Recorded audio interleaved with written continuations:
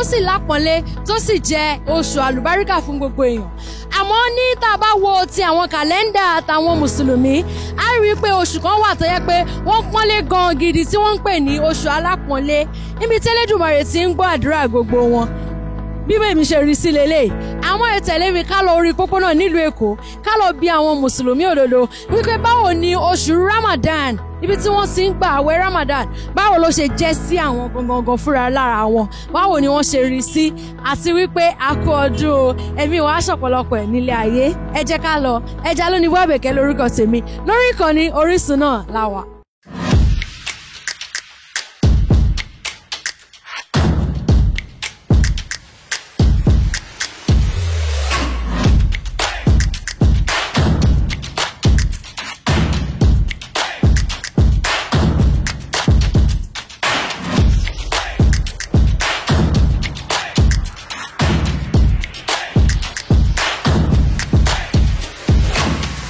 Ramadan jẹ́ oṣù àpọ́nlé, oṣù yìí, oṣù tó jẹ́ pé kò sí bí ẹni yẹn ṣe lè lágbára tó.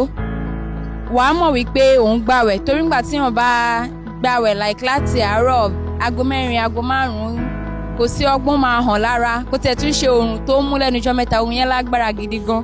So everybody wọn pé ọmọ kò easy, so it's a month of peace, oṣù ìkẹ́ tó yẹ pé àwọn èèyàn tún máa ń believe pé táwọn bá ṣe sàárà nínú ọdún yìí nínú oṣù tá a wà yìí ó máa ń gbà torí ládá tó wà níbẹ̀ ó ní agbára ó pọ̀ gan.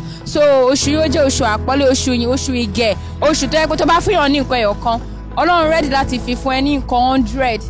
So Ramadan Mubarak a máa ṣe ọ̀pọ̀ ní ọdún.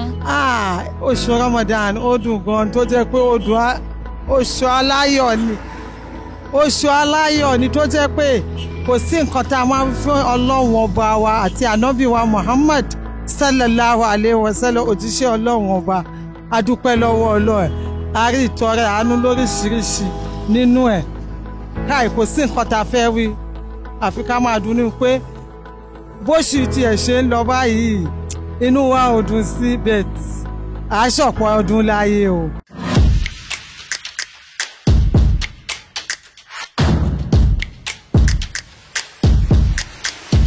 Assalamu alaikum warahmatullahi wabarakatuh. Ramadan Kareem. A kú oṣù àpọ́nlé, oṣù yìí, oṣù ìkẹ́. Cause oṣù yìí ó jẹ́ pé oṣù tó máa ń jẹ́ oṣù gbígbàdúrà fún oríṣiríṣi èèyàn. Ọ̀pọ̀lọpọ̀ èèyàn dẹ̀ ló máa ń jàǹfààní ẹ̀. Especially ìwọ tó dẹ̀ máa tún jẹ́ pé kóṣù yìí tún máa jẹ́ kíní ni òun náà ní Laylatul Qadri. So inú àsìkò Laylatul Qadri tá wà yìí, àsìkò téèyàn fi ń gbàdúrà, àsìkò gbígbàdúrà ni. Àsìkò ìkẹ́, àsìkò ìgẹ̀ òun ni oṣù yìí. So oṣù yìí dẹ̀ jẹ́ oṣù tí ó máa ń fọ ẹ̀ṣẹ̀ mọ́, oṣù tá máa ń tọrọ ìdáríjì ẹ̀ṣẹ̀ tí Ọlọ́run máa ń gbọ́ àdúrà wa, òun ni oṣù tí a wà yìí. Mo dẹ̀ very sure pé Ọlọ́run máa gbọ́ àdúrà gbogbo kan tá a bẹ lọ́hùn nínú oṣù yìí. Tó bá tún doṣù tó ń bọ̀ a tún ní repeat that same prayer lágbára Ọlọ́run ọlá kú fẹ́ ọkọlọ ọlọ́la láhàólà wà lákùúwátá ìlà bìlàlà yìí làdín. Ramadan Kareem to you all. Oyin tá a ṣe fọ́mọ, tá a ṣe lórí ara, tá a ṣe fẹ́ tá a ṣe fárá kọ́ ló jẹ́ kó gbà kọ́ ló mọ̀ jẹ́ ká ṣe lè fi àṣẹ mu aláàláwọ́lá wà lákùúwátá ìlà bìlà yìí ní àzìm.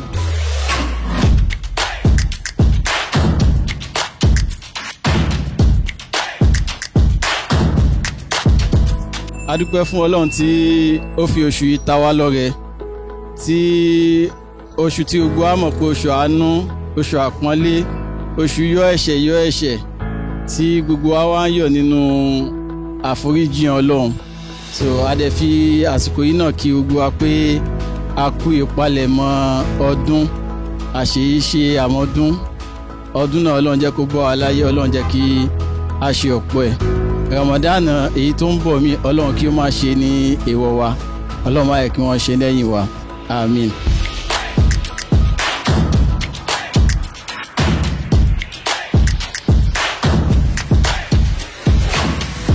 Níbẹ̀rẹ̀ oṣù Ramadan a ní mọ̀rìyàbá bíkayá Ramadan, àmọ́ nígbà tó ti ń parí lọ iná ká mọ̀ kí Ramadan Kareem náà ni nítorí ó kù nìbọn ró àwọn kẹ̀kẹ́ dẹ̀dẹ̀dẹ̀dẹ̀ ó tún ti lọ ó tún ti wá ó tún ti lọ náà nù. Adúpẹ́ f'Ẹlẹ́dùmarè ọba tó ní kí gbogbo wa rọ́dún mọ́dún. Ramadan Kareem ní gbogbo èèyàn kí nílé lóko àti nírìn àjò nítorí oṣù àpọ́nlé níbi tí Elédùmarè ti ń gbàdúrà gbogbo èèyàn náà ni. Ẹ wo ara rẹ̀ là á fi ṣọdún ìláyọ̀ àti àlàáfíà láti jọmọ fayọ̀ pàdé pẹ̀lú èmi ẹja lónìí bó àbẹ̀kẹ́ lórí ìkànnì Orísun tẹlifíṣọ̀n. A kú ọdún.